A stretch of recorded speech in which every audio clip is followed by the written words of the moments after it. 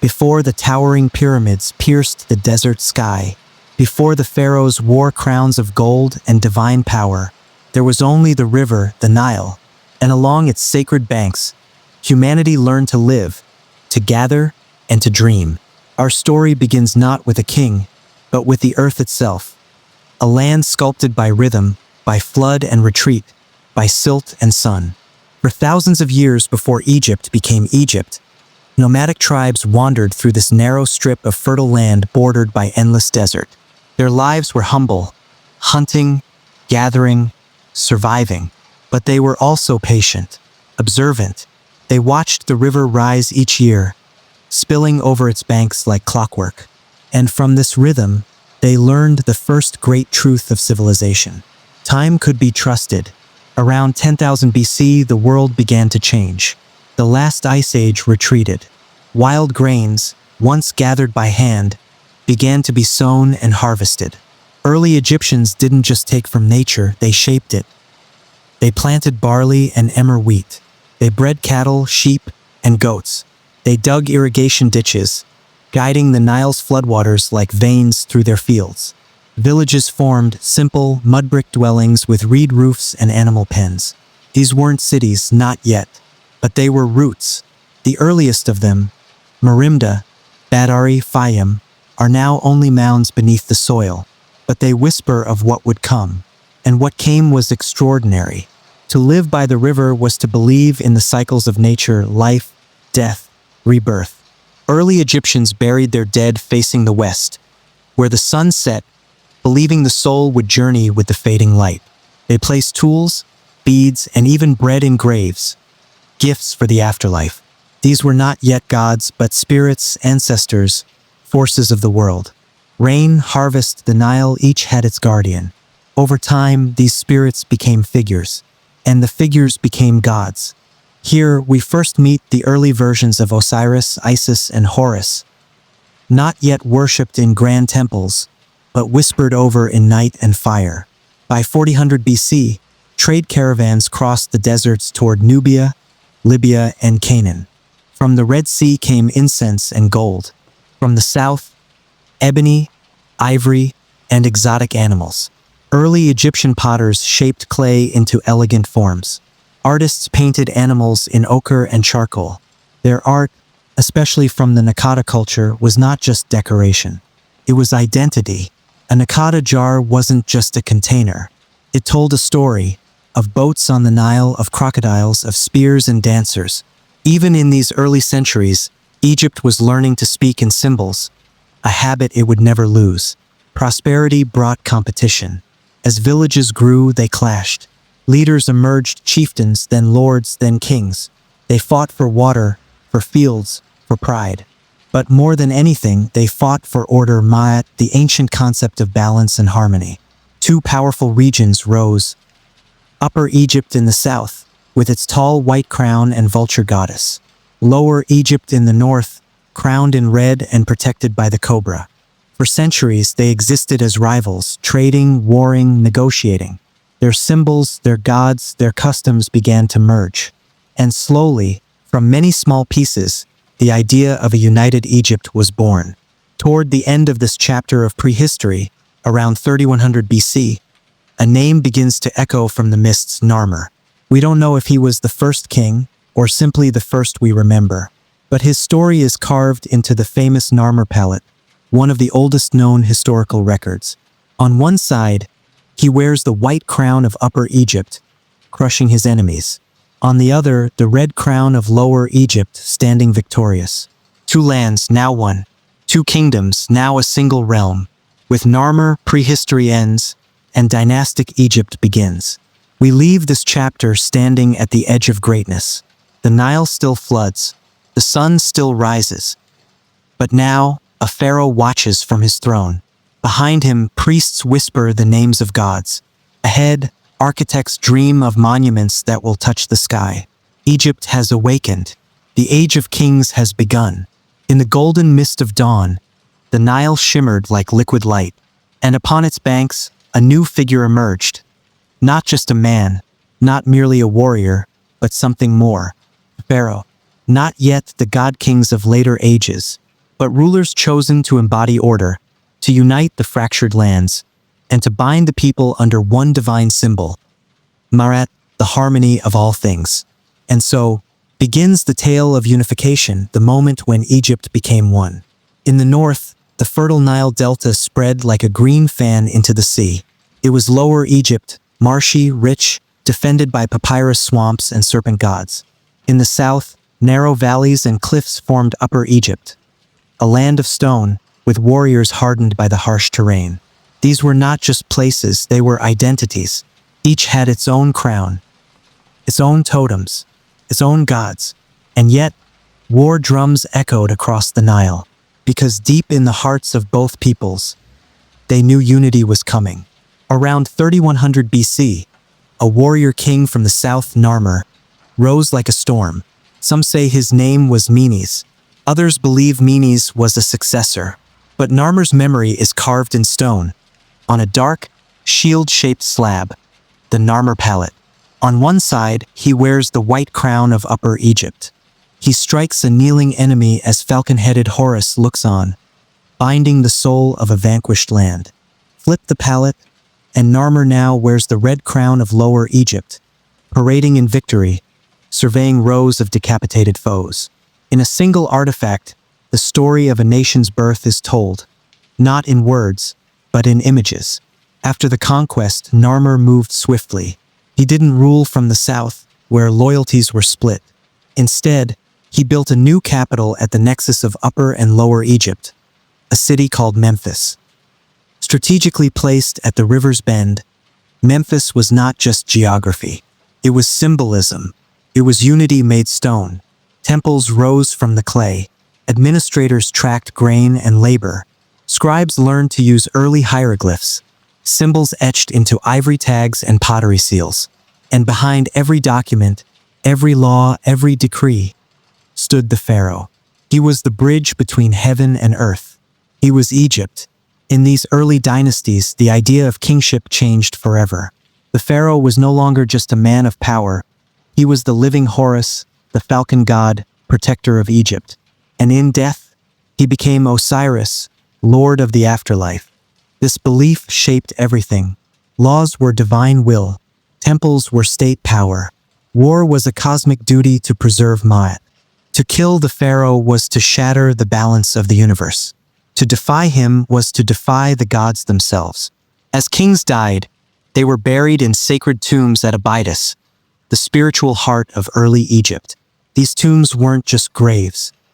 They were carefully constructed gateways to eternity, surrounded by offerings, vessels, and sacrifice servants. Each tomb bore the king's serek, an early royal crest, often with the Horus falcon perched above the ruler's name. One by one, Egypt's first kings were buried here. Narmer, the unifier; Horaha, builder and consolidator; Jur, a warrior; Den, the first to be depicted wearing the double crown in full ceremony. Each reign added a layer to Egypt's identity, a deeper rhythm, a louder heartbeat. With unification came the birth of the state.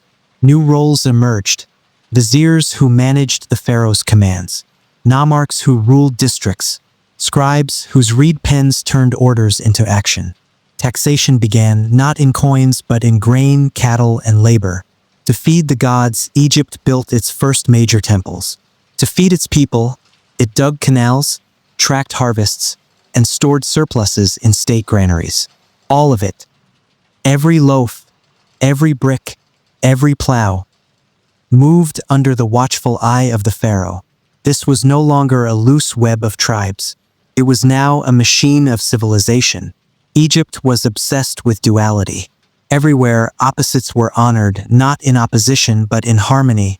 Black land, fertile soil, and red land, desert, life and death, sun and moon, north and south. Unification wasn't just political, it was cosmic. And in the person of the pharaoh, standing with one foot in each world, Egypt found its center. By the end of the First Dynasty, the idea of Egypt was firmly established. A single king, a single language, a single worldview. For over 3,000 years, future pharaohs would look back to Narmer as the model. What he began with sword, wisdom, and symbol would echo through every temple, every scroll, every carved wall. Egypt was not merely born. It was forged from dust, from blood, and from the unshakable belief that order must triumph over chaos. The desert wind howls across the Giza plateau, and rising from the sand, like frozen prayers to the gods, stand the Great Pyramids, impossible in scale, eternal in silence. They are not just tombs. They are monuments to an idea that a man could become a god, and that Egypt would last forever. Welcome to the Old Kingdom, the first golden age of ancient Egypt, an era of ambition, divine rule, and the building of wonders that would outlive kings and empires alike. By the Third Dynasty, circa 2700 BC, the unification of Egypt had held. No longer fragmented villages, Egypt was a centralized kingdom, humming with organized labor, priesthoods, taxation, and loyalty. The pharaoh was now more than king. He was the living god on earth, the son of Ra, the sun deity. His word was law. His breath was divine. The people didn't just obey the pharaoh. They worshipped him. To serve him was an honor. To build his tomb was to touch eternity. And so Egypt turned its eyes to the west, where the sun set and the dead journeyed, and began to build. The first of these divine constructions rose at Saqqara under the reign of Pharaoh Djoser. But behind the vision stood a genius, Imhotep, priest, scribe, architect, and healer. It was he who imagined a new kind of tomb, not carved into the earth, but stacked toward the sky. Thus was born the Step Pyramid, the first monumental stone structure in human history. It began as a simple mastaba, a rectangular tomb. But Imhotep layered it upward, 6 steps high. It was not just a tomb. It was a stairway to the heavens. Surrounded by high walls, courtyards, and temples, the pyramid complex was more than a burial place. It was a sacred machine, built to ensure the pharaoh's safe passage into the afterlife. And it worked, because 4,600 years later, Djoser still rests beneath it. Djoser's innovation sparked an obsession with immortality. His successors expanded the idea, building grander, smoother, more precise pyramids. Pharaoh Sneferu of the Fourth Dynasty experimented with shape and form. He built the bent pyramid, whose strange curve reveals mid-construction corrections. Then, he perfected the design at Dashur, where the red pyramid rose, the first true smooth-sided pyramid. But it was his son who would achieve legend. Around 2580 BC, Pharaoh Khufu ordered the construction of what would become the most iconic structure on Earth, the Great Pyramid at Giza, rising over 480 feet, composed of more than 2 million limestone blocks, each weighing up to 15 tons. It was aligned with the stars, engineered with impossible precision, and constructed without the wheel, iron tools, or advanced machinery. How it was built remains a mystery. Ramps, counterweights, sheer will, but we know this. It took decades, thousands of workers, and unshakable faith. Nearby, his successors built their own. Khafre, whose pyramid still wears its limestone cap and guards the Great Sphinx. The lion-bodied, pharaoh-headed sentinel of Giza. Menkaure, whose smaller yet refined pyramid completed the Holy Trinity. These monuments weren't just tombs. They were statements that Egypt was divine, ordered, and eternal. For centuries, myths claimed slaves built the pyramids. But archaeology tells a different story. Thousands of skilled laborers, organized in rotating crews, lived in well-provisioned workers' villages.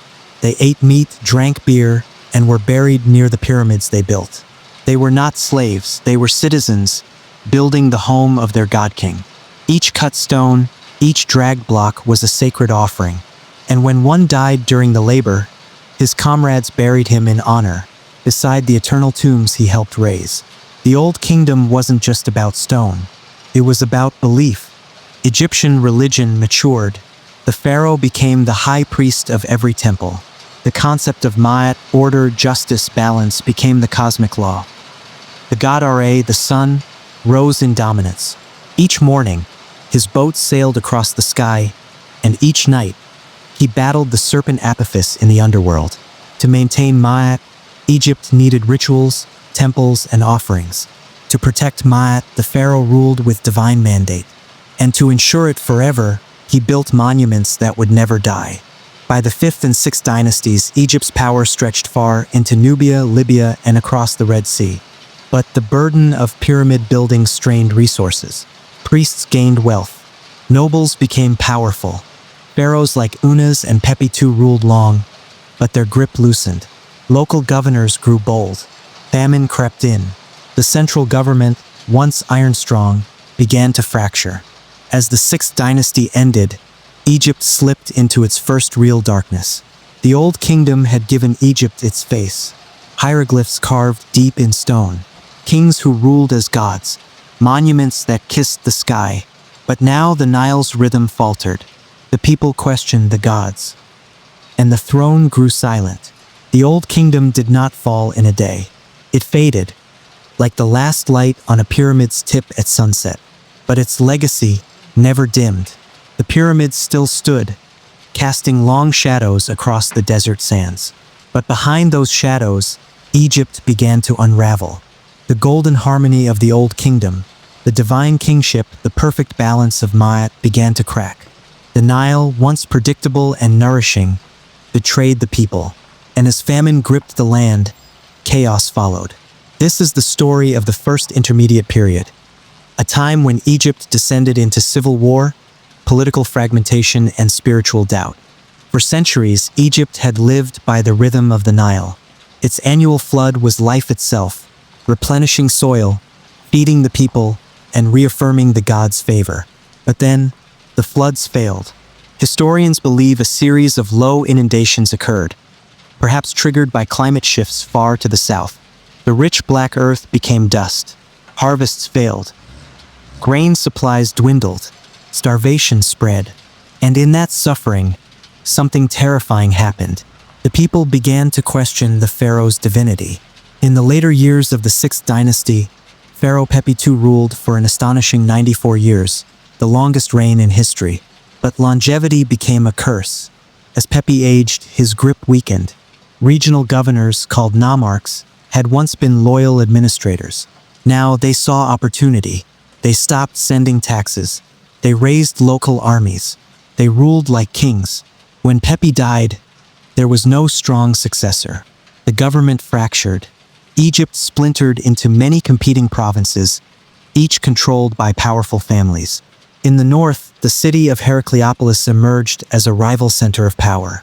In the south, the old city of Thebes, once minor, began to rise. Between them lay a war-torn land. Villages pillaged, temples desecrated, tombs robbed. Brother fought brother. Soldiers turned on priests. The sacred Maat balance had been shattered.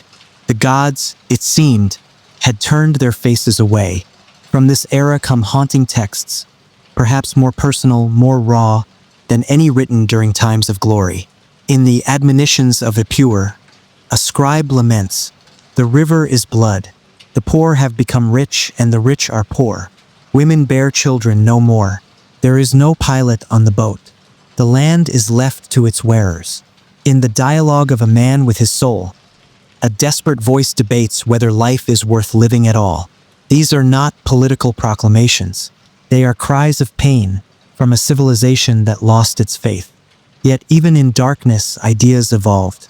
During the Old Kingdom, only pharaohs had access to elaborate tombs and the Book of the Dead spells. But now, in chaos, people asked, must only kings reach the afterlife? The answer slowly changed. Tomb inscriptions and spiritual texts began to appear in non-royal burials. Common people began to copy the rituals of kings. Osiris, once a royal deity of rebirth, became the god of all the dead. Ironically, as the state crumbled, the soul of Egypt became more inclusive. In Upper Egypt, one city refused to surrender to the chaos: Thebes. Here, a local family began to consolidate power, not with gold or temples, but with order. They defended trade routes. They restored irrigation. They kept the gods fed. The most important of them was Intef-I, founder of the 11th dynasty.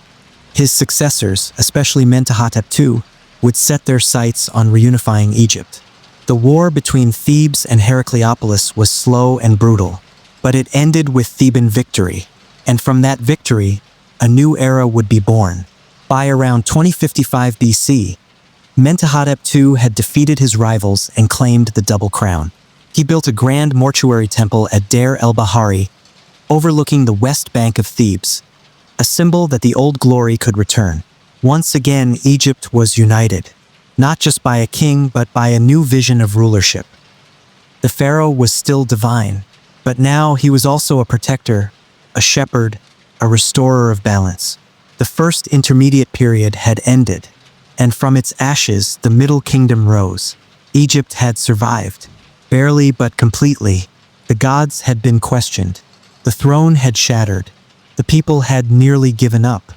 And yet, the pyramids still stood. The Nile still flowed.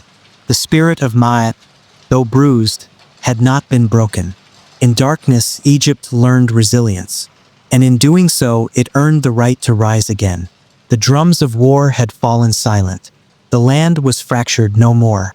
And as the sun rose over Thebes, the people of Egypt took a breath. The first peaceful breath in nearly a century. Out of famine, rebellion, and despair came balance. From civil war came unity. And from a cracked foundation rose a new Egypt. This is the story of the Middle Kingdom, a time when Egypt grew wiser, stronger, and more compassionate, not as a young conqueror, but as an elder reborn. It began with Mentuhotep II, a Theban king who reclaimed both the red and white crowns around 2055 BC. But he did not rule with the arrogance of the Old Kingdom pharaohs. He had seen what chaos looked like, and he knew that Egypt needed more than monuments. It needed stability, justice, and humility. At Deir el-Bahari, he built a mortuary temple not to reach the gods, but to stand with them. Terraced, elegant, cut into the cliffs, it reflected the balance he restored. He was not just Pharaoh. He was the one who brings back the heartbeat of the two lands. In the Middle Kingdom, the Pharaoh was no longer seen as an untouchable god on earth. He was a shepherd, one who must lead, protect, and listen. This change echoed through every corner of Egypt. Judges were appointed not just to enforce order, but to seek fairness. Temples were expanded in the provinces, bringing the gods closer to the people. Art showed the pharaoh among his people, not above them. For the first time, a king's reputation mattered as much as his lineage. The throne was now a sacred responsibility, not just a divine right. The Middle Kingdom is often called Egypt's classical age, not for war, but for words. From this era came some of the most beautiful, haunting, and thoughtful texts in Egyptian history. A courtier flees Egypt in fear, lives among foreigners, grows old, and longs to return home. It's a story of exile, identity, and the call of the homeland. A king warns his son about the dangers of trust and betrayal. A blend of wisdom, politics, and parental love. A poor farmer petitions a corrupt noble with speeches so poetic, they are preserved for generations. It's a story about justice, eloquence, and the power of truth. These weren't just entertainment.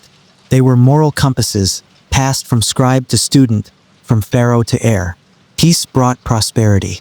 The pharaohs of the 12th dynasty, especially Senusret I, Amenemhat I, and Senusret III, expanded Egypt's borders and economy.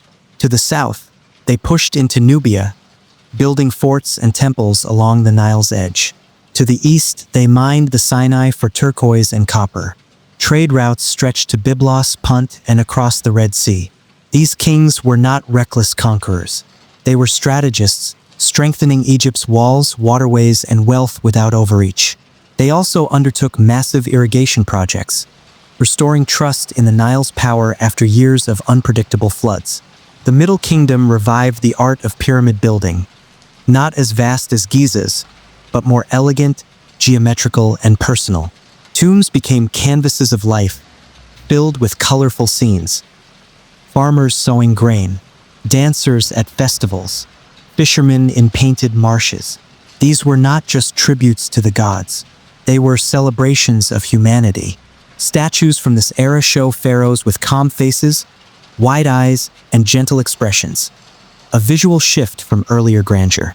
They were still powerful, but now also thoughtful. Among the Middle Kingdom pharaohs, one stood out, Senusret III. He was both a builder and a conqueror. He launched bold campaigns into Nubia, not to plunder, but to secure trade and protect Egypt's southern gate. His forts, such as Semna and Buhin, were marvels of military design, complete with walls, barracks, and watchtowers. But back home, he promoted justice, strengthened provincial control, and reduced the power of local governors. Senusret III didn't just defend Egypt. He redefined it. Spiritual beliefs also evolved. Common Egyptians continued to adopt burial texts once reserved for royals, now known as coffin texts. These magical spells were painted directly onto wooden coffins, allowing the dead to navigate the underworld. Now everyone, from farmers to nobles, could aspire to reach the field of reeds, Egypt's paradise. The afterlife had become a shared hope, not a royal privilege. No era lasts forever. By the end of the Middle Kingdom, cracks began to reappear. Amenemhat IV died without a strong heir. Regional powers once again flexed their independence. Foreign settlers, especially from Asia, entered the Delta, bringing new tools, weapons, and customs. The 13th dynasty weakened. The throne changed hands rapidly. And once again, the sun began to set on unified Egypt. The Middle Kingdom may not have built the tallest pyramids, but it built something deeper, a more just idea of kingship, a richer literature of the soul, a humbler, wiser Egypt that would echo through time. It was not just a revival, it was a reformation of heart, mind, and rule. And though it ended, its influence would guide every pharaoh who came after. The sun dimmed again over the Nile. The pharaohs of the Middle Kingdom, once wise and strong, faded into memory. And into that silence came something Egypt had never known before. Invasion, not from the south, not from within, but from foreigners, strange rulers with unfamiliar tongues, gods, and weapons. This is the story of the Second Intermediate Period, when Egypt fell into the hands of the Hyksos, and from the ashes learned how to fight back. It didn't happen overnight. There was no great battle, no single king who lost it all. Instead, over many decades, people from Canaan, Syria, and the Levant began to migrate into the Nile Delta. They brought new tools and crafts, new livestock and pottery. Many came peacefully, as traders, artisans, and settlers. But as Egypt's 13th and 14th dynasties weakened, the central government collapsed again. Dozens of pharaohs ruled briefly, temples fell into neglect, and governors began acting like kings. The Delta region, far from Thebes and power, became vulnerable. And in that vacuum, the Hyksos rose to power. The Egyptians called them Hika Kasut, rulers of foreign lands. We know them today as the Hyksos. They were Semitic-speaking peoples, likely from modern-day Palestine and Syria, and they brought with them a wave of innovation. Horses and chariots, never before seen in Egypt. Composite bows, stronger and longer ranged than anything the Egyptians had. Bronze weapons and advanced metallurgy. New musical instruments, crops, and trade techniques. They didn't just invade, they influenced. And by around 1650 BC, the Hyksos had taken control of Lower Egypt, establishing their capital at Avaris in the eastern delta. The Hyksos ruled Egypt for more than a century, a full 15th dynasty of foreign kings. Yet their rule was not one of destruction. In fact, they embraced Egyptian culture. They adopted hieroglyphs, worshipped Egyptian gods like Set, preserved temples and bureaucracy, even built monuments in traditional Egyptian style. But they never claimed to be divine pharaohs.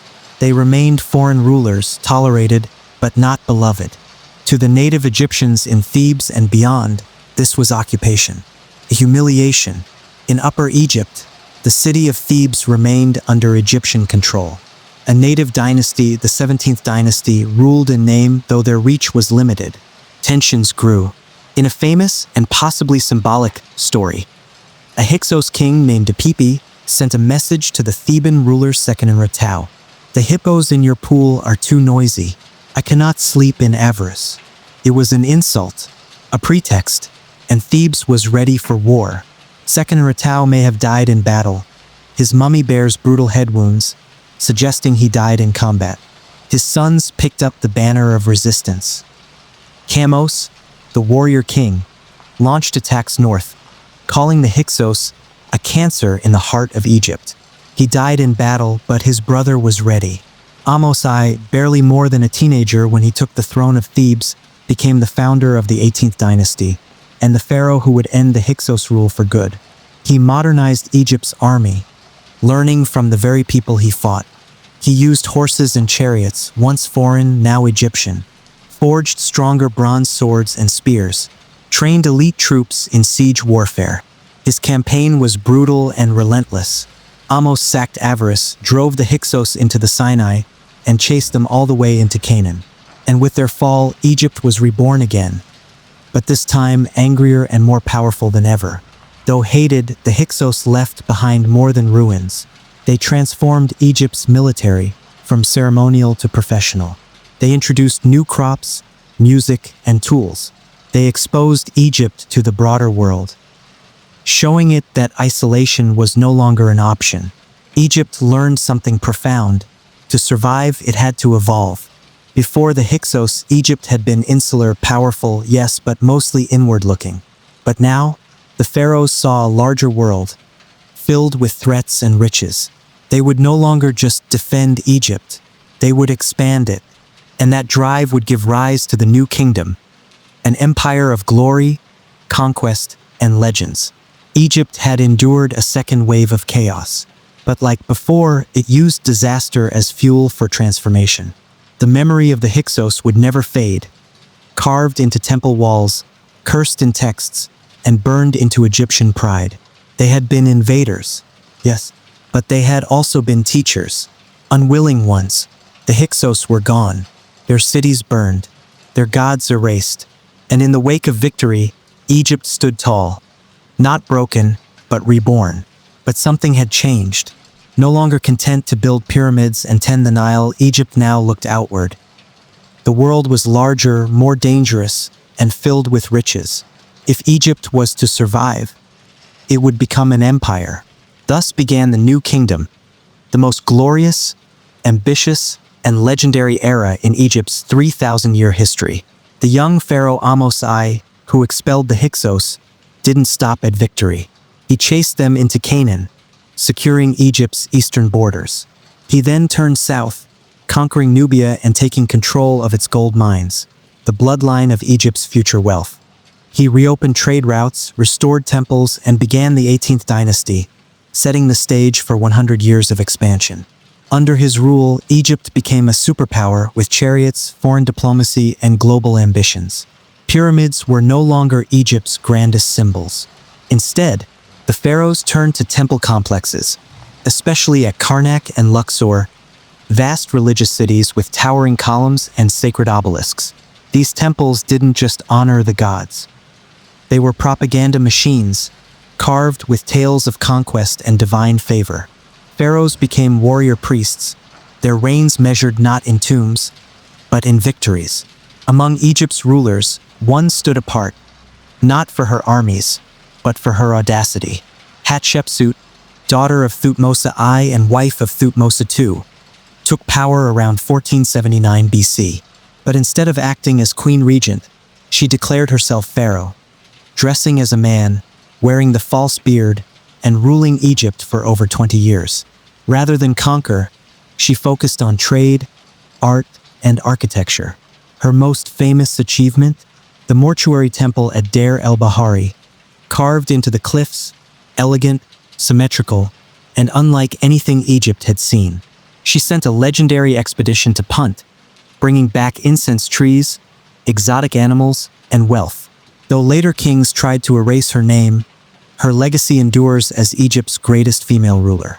After Hatshepsut's death, her stepson Thutmose III took full control and became one of Egypt's most brilliant military minds. He launched at least 17 campaigns across the Near East, from Syria to the Euphrates River. At Megiddo, he conducted the first recorded military ambush in history, defeating a coalition of rebellious Canaanite princes. He didn't just conquer, he integrated. Local rulers sent tribute, sons of foreign kings were educated in Egypt, and garrisons secured trade routes. Under Thutmose III, Egypt stretched from the Sudan in the south to modern-day Iraq in the north, a true empire. Egypt's victories brought more than land. They brought wealth, and lots of it. Tribute from foreign lands, gold from Nubia, slaves, cattle, exotic animals, perfumes, lapis lazuli, ivory. This wealth poured into temple coffers, feeding a new priestly elite, especially the cult of Ammonius Ra, whose temple at Karnak became the religious heart of the empire. Art flourished, jewelry of astonishing detail, painted tombs with scenes of harvest and leisure, elaborate furniture, statues, and hieroglyphic texts. Egypt was rich, beautiful, and invincible.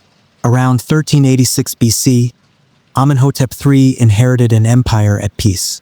He didn't conquer, he corresponded, sending diplomatic letters, the Amarna letters, to kings of Babylon, Hutti, and Assyria. He married foreign princesses, hosted lavish festivals, and called himself the dazzling sun disk. His massive building projects included the Colossi of Memnon, expansions at Karnak and Luxor, over 250 statues of himself. Under Amenhotep III, Egypt reached the height of its luxury, confidence, and cosmic self-image. But storm clouds were gathering. His son, Amenhotep IV, would change everything. He took a new name, Akhenaten, servant of the Aten, the sun disk.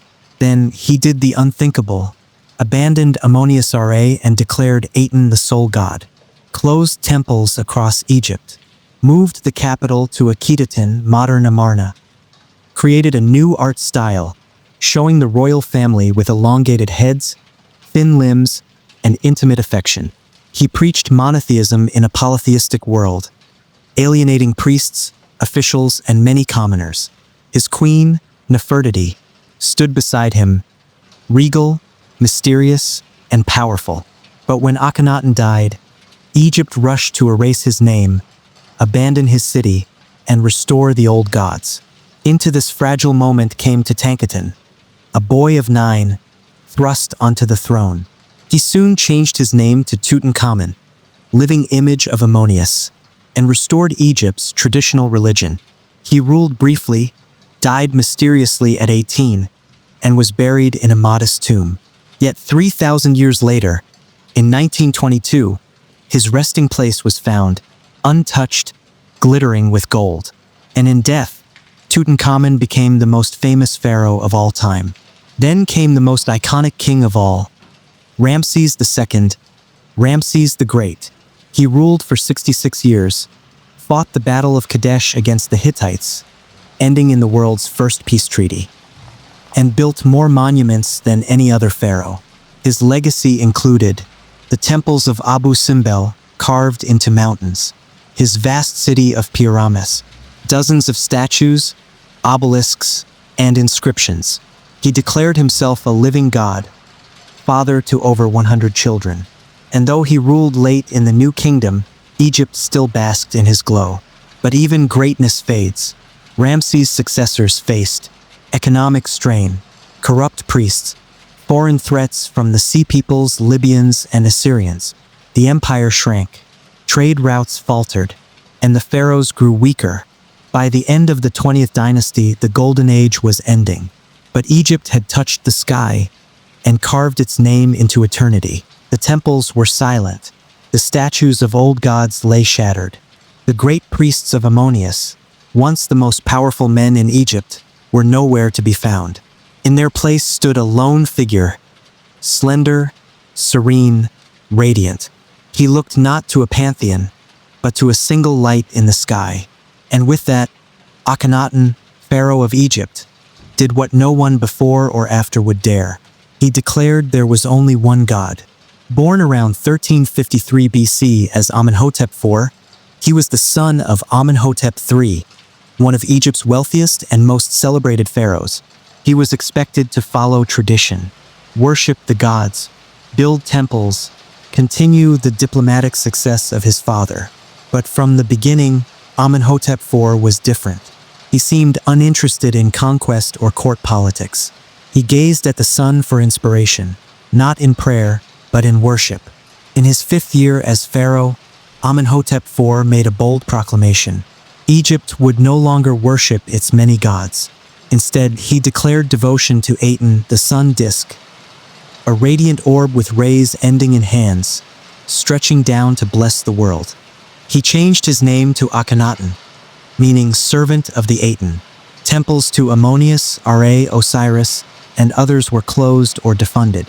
Priests were dismissed, and offerings ceased. Akhenaten wasn't just introducing a new god. He was dismantling 2,000 years of Egyptian religion. To many, this was heresy. To him, it was revelation.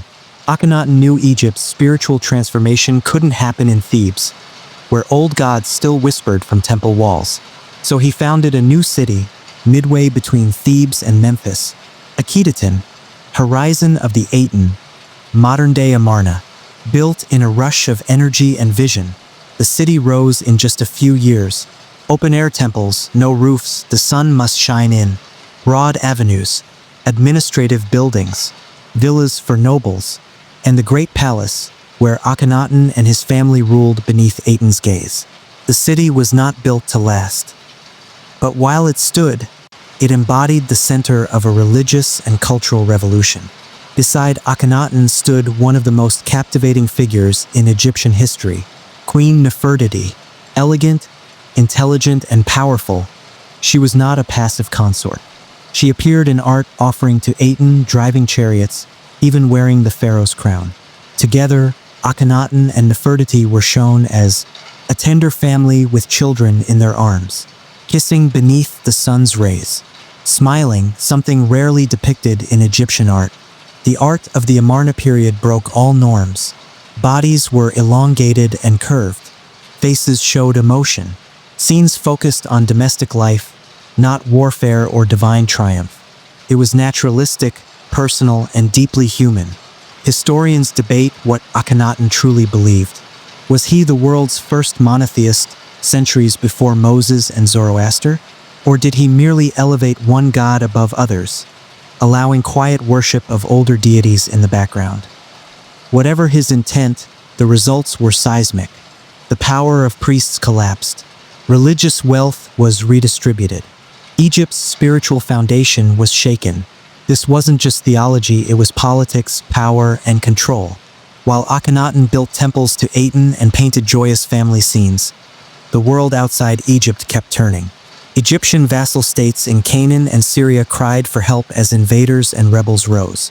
Letters from foreign kings went unanswered or ignored.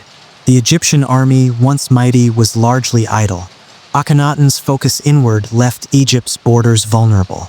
And though he claimed divine truth, his empire weakened under his rule. Around his 17th year as pharaoh, Akhenaten vanished. There was no grand funeral, no golden tomb. His city began to crumble. His name was not celebrated. It was erased. What happened? Did he die of illness? Was he overthrown by the military or priests? Did the people rise up against his vision? To this day, the mystery endures.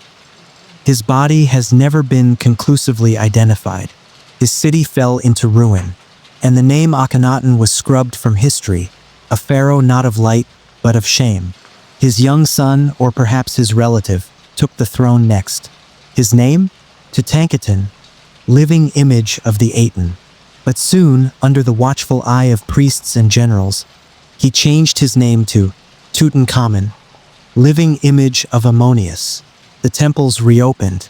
Ammonius Ra returned to power. The capital moved back to Thebes. Akhenaten's revolution ended almost overnight. For 3,000 years, Akhenaten was forgotten, until archaeologists uncovered his city in the 19th century. Even today, his legacy is divisive. Some hail him as a visionary, a prophet of monotheism. Others see him as a heretic, a failed king who weakened Egypt. His art, though fleeting, influenced how we view humanity in ancient times. He remains unlike any other pharaoh. Had Akhenaten succeeded, the history of religion, empire, and Egypt itself might have changed forever. But Egypt rejected his path. It chose to return to ritual, pantheon, and tradition. And as the sun set on Amarna, the sands reclaimed a dream that the world was not yet ready to receive. After the religious earthquake of Akhenaten, Egypt craved order. Horemheb, a general turned pharaoh, erased the Amarna legacy and restored the old ways. He left no heir, so his chosen successor, Paramesu, founded a new family line, the 19th dynasty, the House of Ramesses. His royal name? Ramesses I, short reign, big beginning. His son, Seti I, restored Egypt's empire with sword and strategy. He battled Libyans, Syrians, and rebellious Canaanites. He rebuilt temples, honored the gods, and set the stage for something greater, a reign of glory that would echo through eternity. When Seti died, his teenage son rose to the throne. His name? Ramesses II, but history would remember him simply as Ramesses the Great. He ruled for 66 years. He sired over 100 children. He built more monuments than any pharaoh in history. He wasn't just a ruler, he was a brand, etched into every stone and scroll. He carved his image across Egypt. Not once, not twice, hundreds of times. Every wall declared him victorious. Every column echoed his name. But Ramesses wasn't just building statues. He was building a legacy. The enemy? The Hittites, a powerful empire to the north. The prize? The city of Kadesh in modern-day Syria. Ramesses marched with over 20,000 men. But the Hittites were waiting, hidden, ready, swift. The Egyptian army was ambushed. And yet, Ramesses stood alone in battle, if you believe the story. With divine fury, he fought off thousands. His own inscriptions read like myth. I was alone.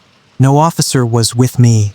I found 2,500 chariots surrounding me. Fact or fiction? The truth lies somewhere between courage and propaganda. The battle ended in stalemate. But the story ended in immortality. To the south, carved into a cliff by the Nile, Ramesses built his most iconic monument, Abu Simbel, for colossal statues, each 66 feet tall.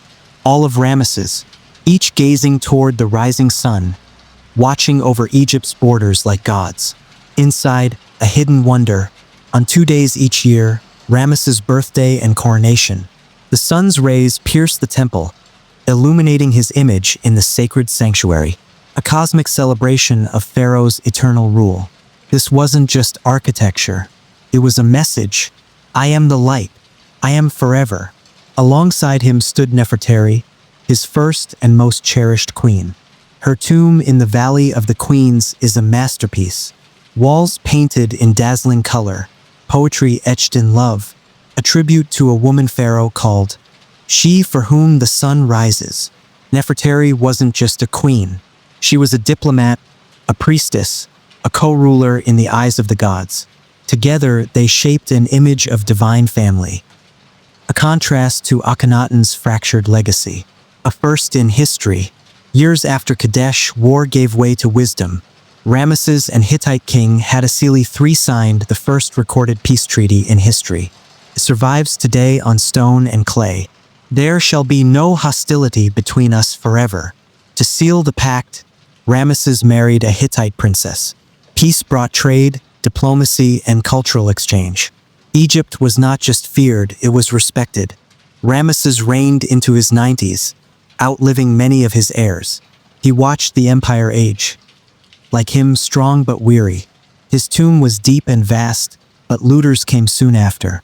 When he died, Egypt wept, not just for the man, but for what he represented. The last breath of true imperial greatness. The last great warrior king. His namesake, Ramesses III, rose nearly a century later. The 20th dynasty had begun. Egypt faced chaos, foreign invaders, internal unrest, collapsing economies. But Ramesses III stood firm. He defeated the Sea Peoples, mysterious raiders who toppled entire kingdoms. He repelled Libyan invasions twice. He built a grand temple at Medinet Habu, its walls screaming victory. Yet shadows crept in. From within his own palace, a plot was born. Wives, priests, court officials, They conspired to assassinate the pharaoh. They succeeded. Ramesses III was murdered, his throat likely slit. A trial followed. Scrolls named names. Punishments were brutal. Suicides, executions, a kingdom in mourning. The dynasty, once proud, began to rot. The Ramesside kings had ruled for nearly 2 centuries. Their temples stood tall. Their statues loomed large. But Egypt was no longer a conquering power. Its borders shrank. Its economy fractured. And its throne became a prize for generals and foreign hands. The light of Ramesses had burned bright, too bright. It left little fuel for those who followed. As the Nile continued its eternal course, Egypt's unity unraveled. The gods still smiled, but their kingdom was no longer one. The empire had roared. Now it began to whisper. The palaces were quieter. The gods were still worshipped, but their temples no longer gleamed. The pharaoh still wore the crown, but his word no longer ruled all of Egypt. A kingdom once united by gods and gold was slowly breaking apart. This was not collapse. It was slow erosion, and it began with the death of power. After Ramesses III, the 20th dynasty unraveled. Successors fought for legitimacy. Tombs were looted, royal coffins reused, and across the Nile another power was growing. Not in palaces, but in temples.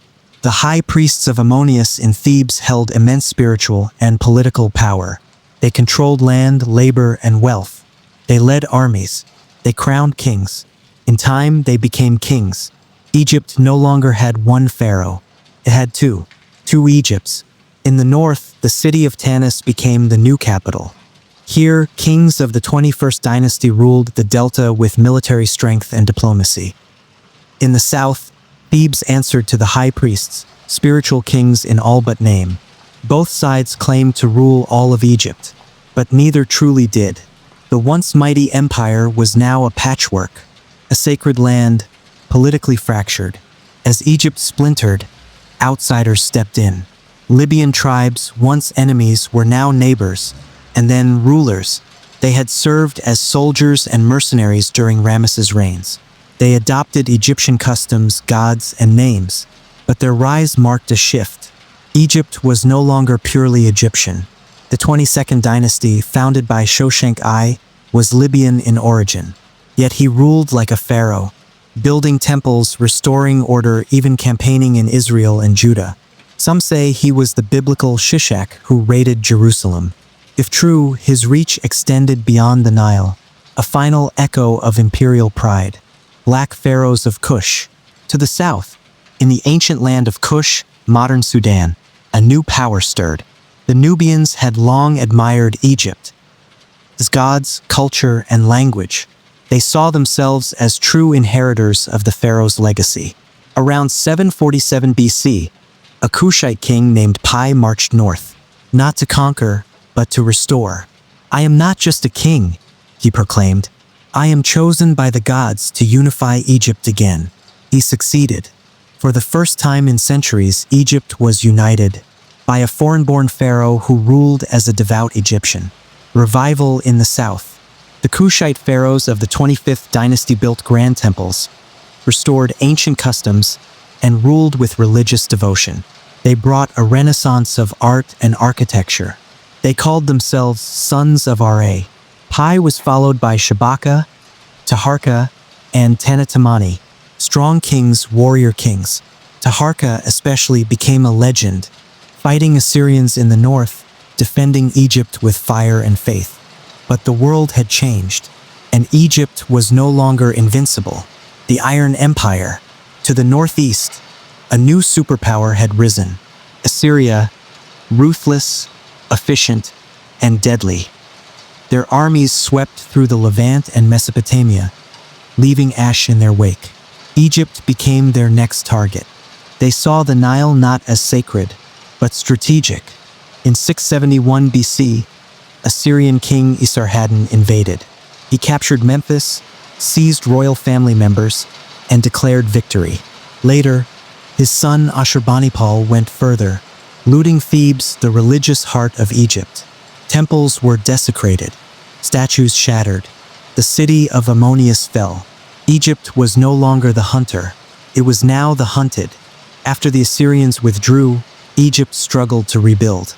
A brief resurgence came with the 26th dynasty, based in Sais in the western delta. These kings, especially Psamtik I and Necho II, sought to modernize Egypt. They hired Greek mercenaries, opened trade, rebuilt temples and canals. They dreamed of a return to glory, but it was too late. The sands of time had shifted, and new giants walked the earth. Persians, Greeks, and the shadow of conquest. In 525 BC, Cambyses II of Persia invaded. He defeated Egypt's last native pharaoh, Psamtik III, and made Egypt a Persian province. Temples were taxed. Gods were tolerated but no longer central. Pharaohs became governors. Egypt, once the crown of civilization, was now part of a far greater empire. Though brief independence returned, the days of divine kingship were over. For over 1,000 years, Egypt had ruled itself. Its pharaohs had been gods, generals, builders, and dreamers. But now, foreign powers wrote Egypt's future. Libyans, Nubians, Assyrians, Persians, each left their mark. But none could restore what once was, the waiting land, and so Egypt waited. Its gods still smiled from ruined temples. Its people still worshipped the Nile. But the throne was empty, not in body, but in soul. The ancient world was fading, and on the horizon, a new conqueror approached. Not a god, but a man from Macedonia. The old gods watched in silence. The Nile still flowed, as it had for millennia. But the throne of Egypt, once divine, was now a prize, and into this ancient land rode a foreigner. Young, brilliant, carrying no crown, but destined to wear many. His name was Alexander, and Egypt would never be the same. In 332 BC, Alexander the Great marched into Egypt. He was 24 years old. He had already defeated the Persian Empire from which Egypt now hung like a loose jewel. The Egyptians welcomed him not as a conqueror, but as a liberator. He visited the oracle of Ammonius at Siwa Oasis, deep in the western desert. There, the priests greeted him as son of Ammonius. To the Egyptians, that meant one thing: Pharaoh. Alexander accepted their worship. He made offerings. He wore the crown, but he stayed only long enough to leave his mark. A new capital for a new world. At the edge of the Mediterranean, where Nile meets sea, Alexander envisioned a city. Port, a beacon of Greek and Egyptian culture combined. Its name? Alexandria. Though he would never live to see it completed, the city would become a center of knowledge, a hub of trade, the jewel of the ancient world. With wide streets, white marble, and the towering lighthouse of Pharaohs, Alexandria became the heartbeat of a new Egypt. Less god-king, more governor-scholar. And at its center, a new dynasty. Greeks on the throne of the Pharaohs. When Alexander died in 323 BC, his generals divided his empire. Egypt fell to Ptolemy, his trusted companion. Ptolemy declared himself pharaoh, not just a ruler, but the heir to the divine tradition. Thus began the Ptolemaic dynasty, a line of Greek rulers who spoke Greek, worshipped Egyptian gods, and ruled Egypt for nearly 300 years. Ptolemy I built the legendary Library of Alexandria, a temple of learning that would house over 400,000 scrolls. Science, poetry, medicine, philosophy. For a time, it seemed Egypt had been reborn. But beneath the marble surface, tensions brewed. The Ptolemies walked a delicate line. They portrayed themselves as pharaohs, offering to Isis and Horus. But their court spoke Greek, not Egyptian. The elite thrived. The native population endured. Temples were rebuilt. But power stayed in foreign hands. Egypt was both sovereign and colonized. A land ruled by gods with unfamiliar accents. The final queen, the last pharaoh, a woman whose name still echoes across time, Cleopatra. Unlike her Ptolemaic ancestors, Cleopatra VII spoke Egyptian. She embraced Egyptian religion, Egyptian dress, Egyptian people. She was intelligent, multilingual, and politically fierce. But the world around her was crumbling. Rome had risen, an empire of iron and ambition, and Egypt stood in its shadow. To protect her kingdom, Cleopatra turned to diplomacy and love.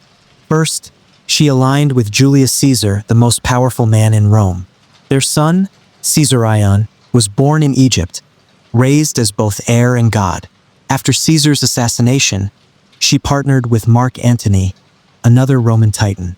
Their union was romantic, political, and ultimately tragic. Rome declared war.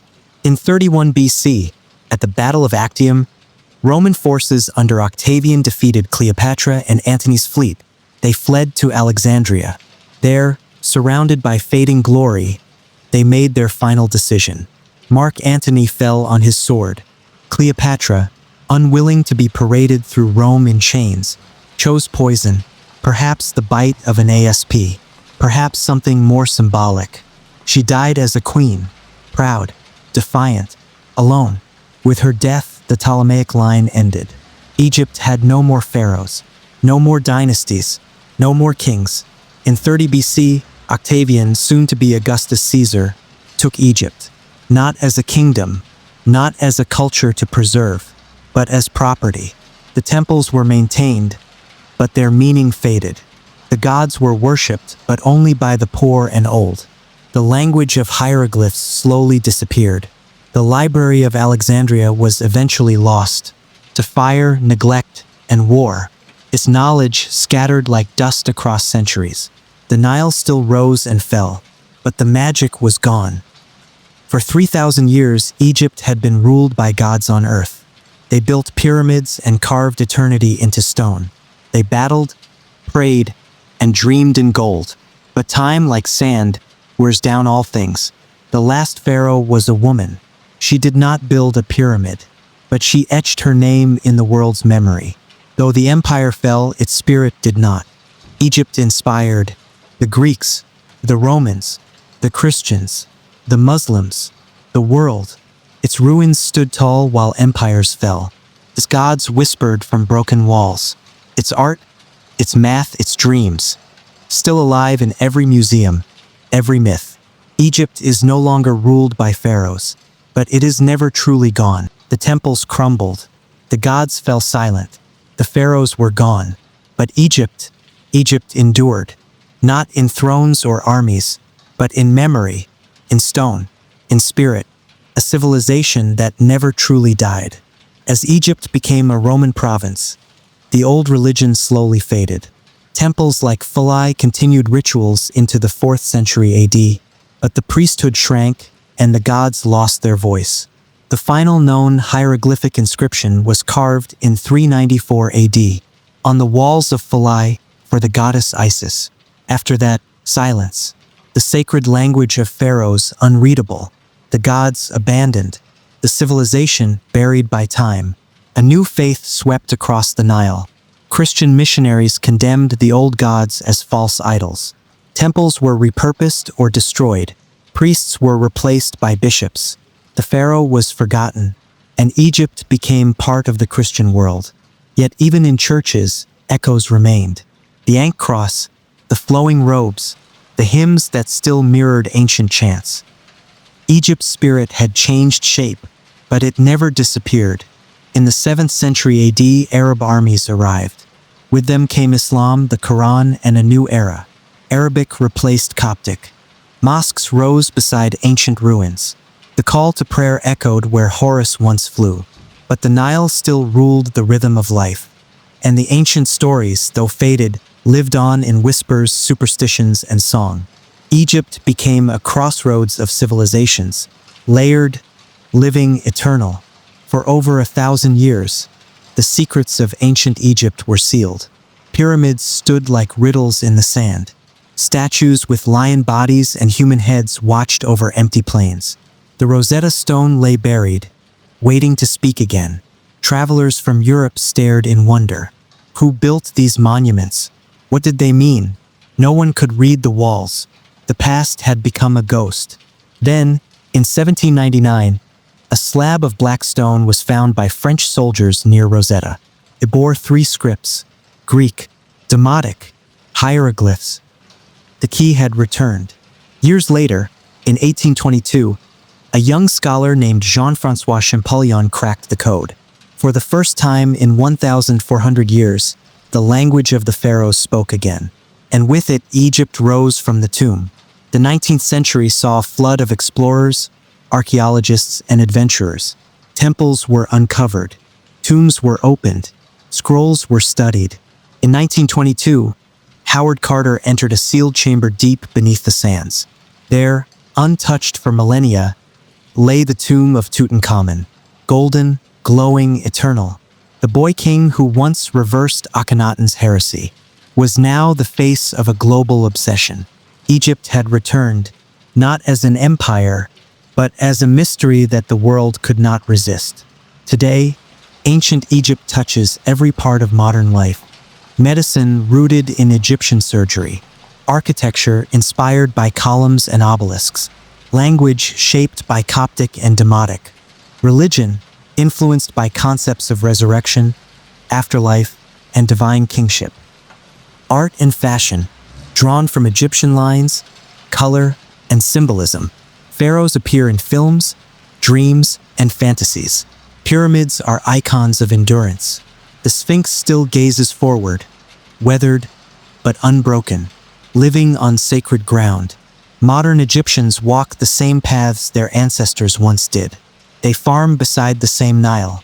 They pray in view of ancient gods. And though the language has changed, the pride remains. Ancient Egypt is not just history. It is heritage. It is identity. It is a bridge between worlds, past and present, sacred and secular. The pharaohs died. The gods were forgotten. The temples turned to dust. But the Nile still flows. Each year it rises. Each season it nourishes, carries memory in every drop. Civilizations rise and fall. But Egypt endures, a civilization beyond time. For 3,000 years, ancient Egypt was the heart of the ancient world. It gave birth to writing, architecture, religion, and art. It inspired prophets, poets, emperors, and kings. And though its golden age ended, its light never went out. In the broken statues, we see humanity. In the painted tombs, we see dreams. In the gaze of a mummy, we see ourselves. This is not just a story of the past. It is a story of us all. A reminder that greatness is not only in conquest, but in legacy. And as long as there is memory, as long as there is wonder, ancient Egypt will never truly die.